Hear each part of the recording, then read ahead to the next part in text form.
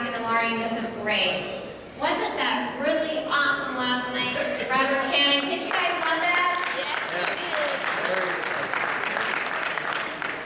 Did you make it? Yeah. Oh, there you are. There I am. Yes. So we're very excited to be up here. We're going to do a question and answer panel. This is very exciting. And guys, we're going to go over some things that I want you to focus on when you get home. Okay, it's the things that are going to lead you to quick success, the fastest possible success. And obviously that's what we all want. And how many of you guys have actually made a check in real estate, doing a real estate investing deal? Okay, so lots of you guys, but we want you to get more checks and different kinds of checks. Remember, there's 8 different ways to make money in real estate. We want you guys to be able to make money no matter what kind of deal you see, no matter what kind of deal comes across your desk. You can close that as quickly as possible and see a big paycheck. Okay? All right. So Robin, go ahead and tell where you're from, your name. I just said your name. And you were talking to me just 5 minutes ago this morning. You started talking to me, and I was trying to get all set up. So go ahead and tell me what you were saying. Okay, my name's Robin. I'm from Massachusetts. I made my first call last night, and I found a house free and clear. Yeah. First call. I'm very excited. It goes for $290. He's asking $299. He thinks the value is $325. His wife and her sister own it. They're selling the house because their mother passed away. Yeah. They built the house in the 50s. One owner. Well, I'll tell you what, Lynette always cheers for, okay, I shouldn't say this, about a third of the deals we get, guys, remember you're looking for motivated sellers, about a third of the deals we get is because couples are breaking up. It's a sad situation, but are they motivated? Yeah. And sometimes they're stuck in the house together because they don't have the financial wherewithal to move on. So that's a big thing for us, and they are so happy when we help them out. And that's our whole goal, is we're helping people with their whatever personal situation or life situation. Guys, do we want house problems or more people problems? What do you want? People problems? Yeah, Do you want people- house problems? Yeah. No, wait, nobody. No, I only have 2 people raise your hand. Try again. People problems? People problems. House problems? No. No, You're wrong. It's people problems. Yeah, you want a desirable house, but the people are motivated because of whatever personal situation they're going through. Thank Okay. you for the mic. Okay, so Robin, so you were saying that So the mother died? the mother passed away, so the wife has a sentimental attachment to the house. So they postponed putting it on the market for about a month. It's only been on the market now for about a month and a half. For sale by owner. For sale by owner. Okay. So I left the conversation with them at, would you be willing to, if you took all cash and I could close when you wanted to, what would you be willing to take? So that's the question he's going to check on with his wife, and that's the answer I'm waiting on. So the conversation stopped there, but we're going to talk today. Awesome. All right. Robin, what were you saying about your Wait, let me situation? make 2 points on what Robert just said. Guys, okay, now remember, whenever you talk to sellers, it's least, okay? What's the least you would take? You say, what would you be willing to take? That's sort of on the same line. That's right, yeah. But you want to say, what's the least you would accept, or what's the least you would take? And then with buyers, what do you think it is? What's the most? Yes, what's the most? So you're always asking. No, you never tell a buyer what you say. What's the most you can put down on your beautiful new home? With buyers, guys, it's a home. With sellers, it's a house or even a property. Okay, Right. That's that neuro-linguistic programming that we talked about yesterday. Okay, so it's what's the most you would put down and what's the most you could pour on a monthly basis. Okay? That's a good point. Okay, what were you telling me, Robin, this morning? I was talking today about how much, a little bit with Lynette, about how much these few days here have already changed my life. I am so ready for this. I was already planning on leaving my job, transitioning into a new job where I'd have more control over my hours, when I worked. Some of you, maybe all of you might laugh at this. I'm a psychotherapist. A psychotherapist. And I work in the substance abuse field. If any of you know, that's very draining and demanding. It's high pressure, it's fast paced. I work in a methadone clinic. Wow. With opiate addicted patients. Heroin. Wow. Wow. Thank you. I'm done. Right now. I'm ready to move on. I was going to transition into this new job. My sweetheart and I had a conversation this morning. I'm not going into the new job. I'm going full-time into real estate investment. I have the skills, I have the ability, I have the motivation. Yes. I'm going for it.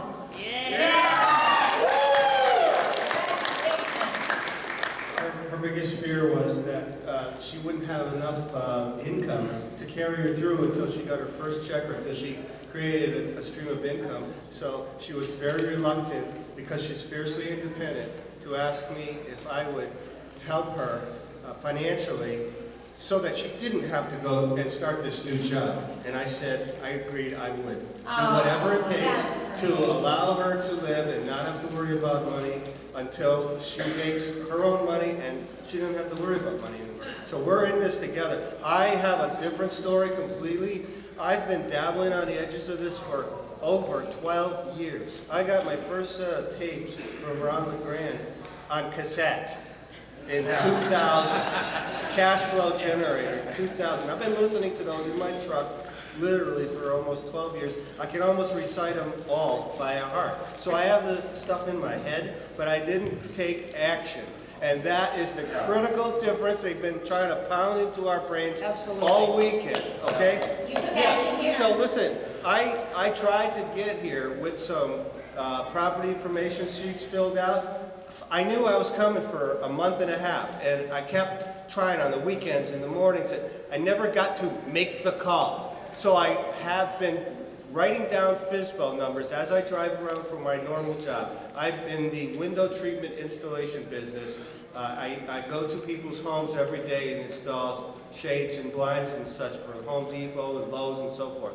And I've been doing it for 35 years. I'm completely burned out. My body is breaking down. My arms are dead weight. Can't even lift them anymore. I've been driving 50,000 miles a year for the last like 6 years.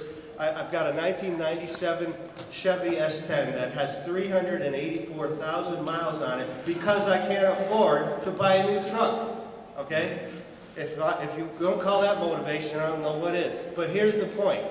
I took a folder with about 25 FSBO leads with me on the plane so that whenever we got a chance, in between, I would get in the room and start making calls to these people and see if I could find something.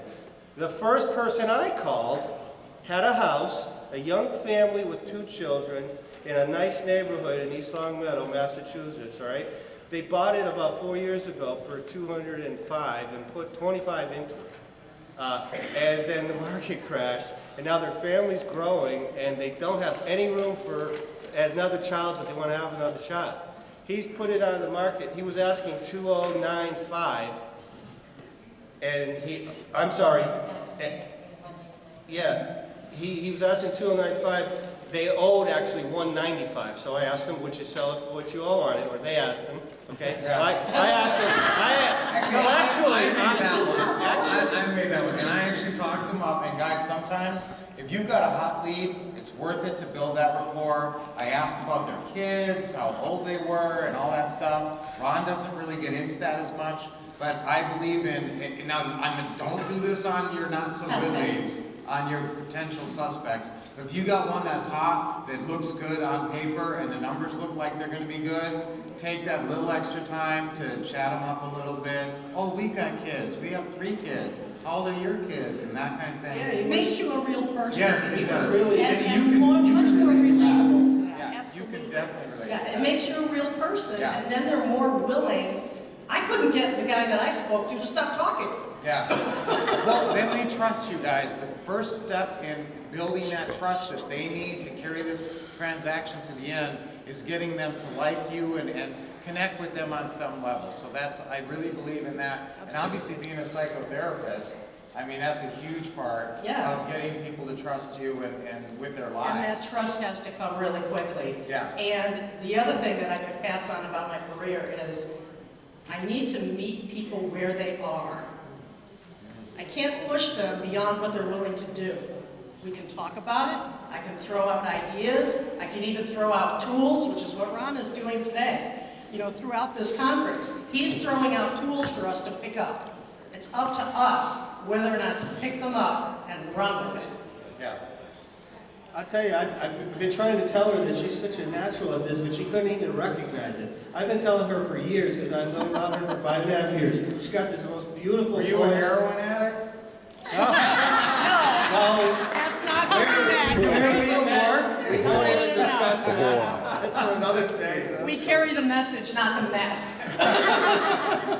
That's funny. So I said, you know, you've got a wonderful speaking voice, you've got a great demeanor, you're gonna be perfect, you've got the perfect phone voice, and you do this business on the phone, essentially, or you can, Yes. It's pretty or much a and face to phone. face, On the because when phone. you go Yeah. meeting people at their house, you're gonna be face to face, and you're gonna have that rapport skill. So getting back to this deal right here, this is a perfect subject too, that's what it's gonna be. They just deeded to me for free, they just gave it to me for what they owed on it, $195. $195. I'll easily be able to put a tenant buyer in here for about $215. So I'll have $20,000 free equity. I'll probably get $5,000 to $10,000 non-refundable deposit and $200 or $300 of positive cash flow. This is one of my goose. This is my first goose, and I'm keeping them.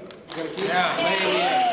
I'll tell you what, when I talk to you folks, I'm telling you, there's no way, I mean, with these comps and this, you should be going for 229.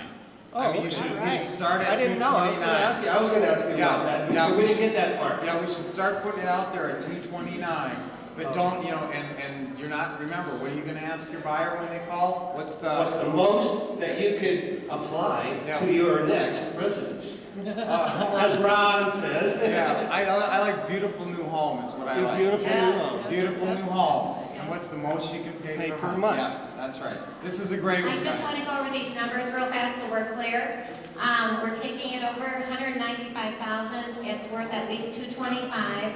The payment is 1,800 PITI, and we can easily get 2,000, 2,100 as Oh, far yeah. In this as neighborhood, it's a beautiful neighborhood. I lived in this town for 21 years, East Long Meadow, Massachusetts. So I know the town, the school system's great. It's a very desirable place to live. And especially if we're putting it out there to the kind of people that we're putting it out there, those that don't maybe have perfect credit, they don't have to have bank qualifying, they'll come up with lots.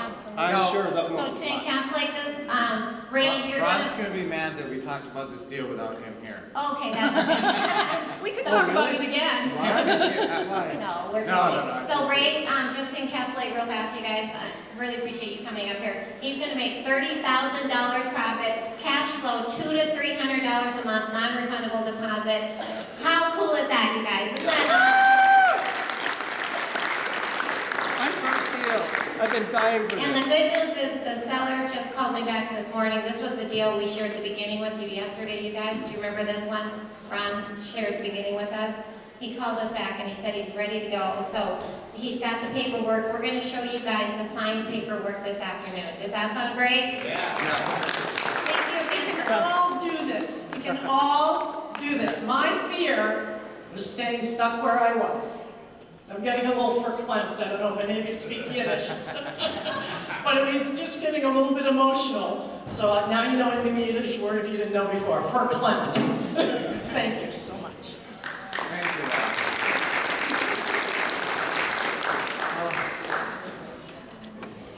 Okay, awesome. Thank you, Robin. Thank you, Ray.